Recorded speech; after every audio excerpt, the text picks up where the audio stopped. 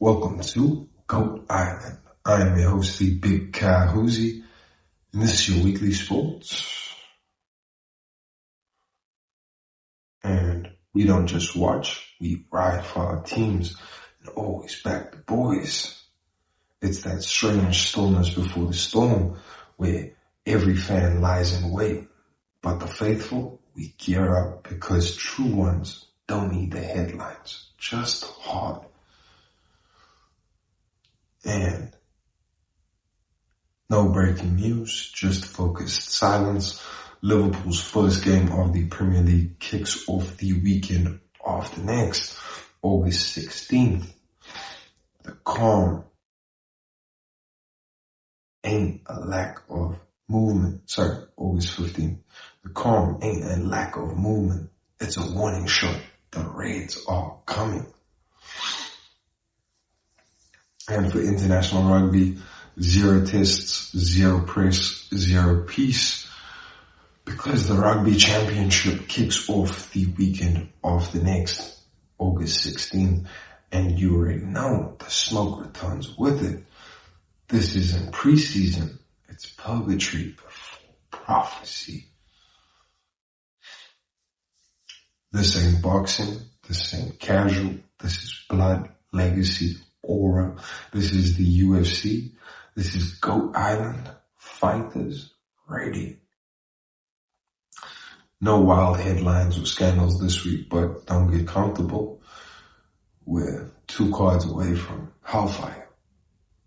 Alright, fight fans, let's break down the August finals. 2 fight cards. Let's call the chaos. First, for the UFC Fight Night of the month, UFC Fight Night 257 on August 23rd, 24th, depending on where you're watching it from. It's the main event, madness in the light heavyweight division and a featherweight scrap with title implications. In the co-main event, you've got Brian T. City Ortega versus Aljamain Sterling. And T City's durable, but Aljo surgical. Our prediction, Aljo wins via sub inside of 2. And the main event, Johnny Walker versus Zhang Mingyang. John is explosive and wild, but Zhang's accurate and lethal. Prediction, Zhang Mingyang by KO within 2 rounds. Johnny's getting slapped. And the pay-per-view of August that we're predicting. It's UFC 319, of course. August 16th or 17th. Location dependent. Live from the United Center in Chicago. It's the one, the firestorm, the night. We decide who runs middleweight, who's the real problem, and who's cooked. So let's get to our main card picks. First, you got Tim Elliott versus Kai Asakura. Yes, Kai lost his UFC debut, but it was a title fight. Tim Elliott's been stacking L's. Prediction, Kai Asakura gets it done. Clean bounce back.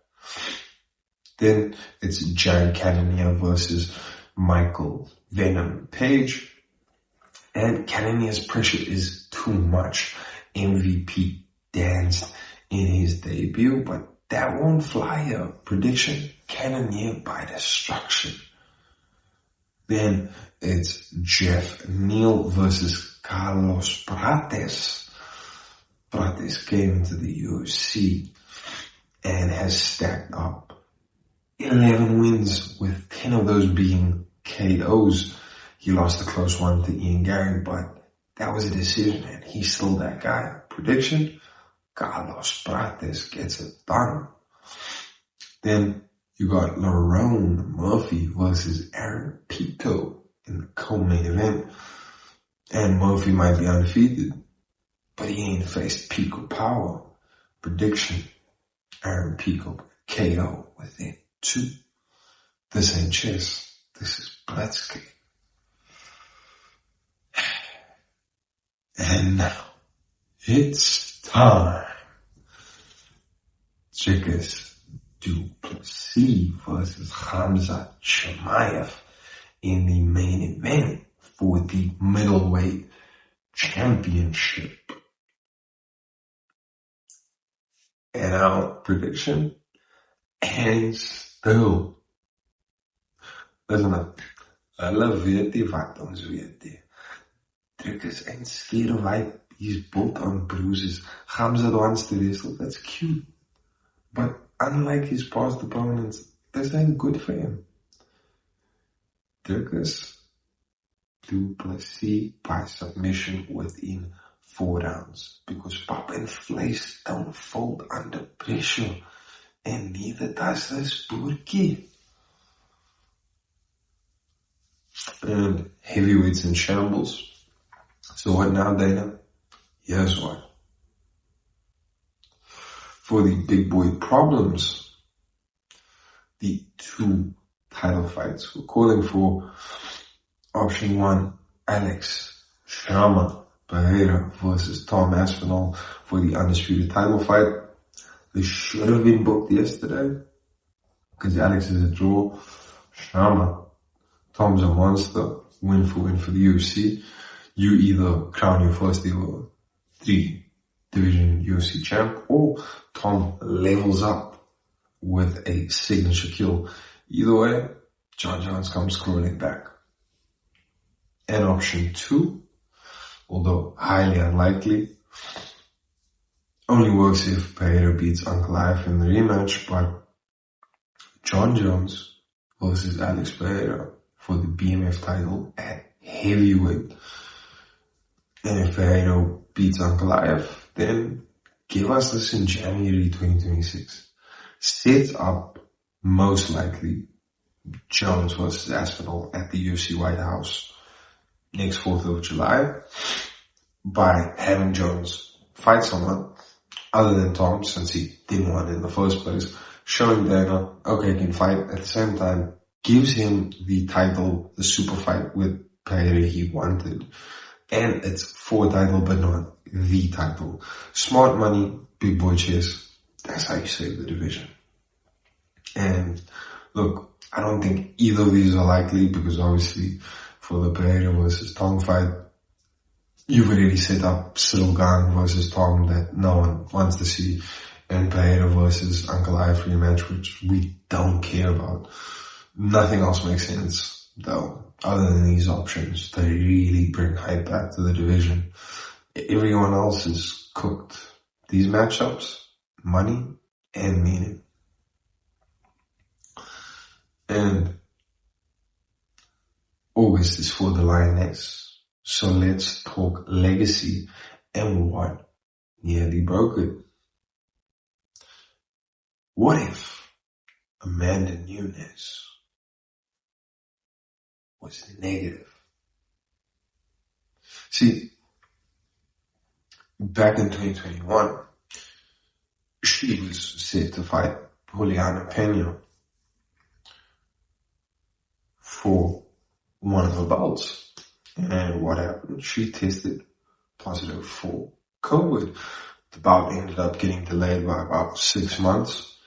And it was that fight in which she lost the title. And if the fight had happened on schedule without COVID taking the quote out of training for a while, let's be real, she wouldn't have lost. Pena's win, iconic. But if the original fight went down, Nunes walks through her. No title loss, no drama, no doubters. And maybe retires earlier with her throne intact. But here's the kicker. The rematch showed us a new Amanda, one who got knocked down and came back harder.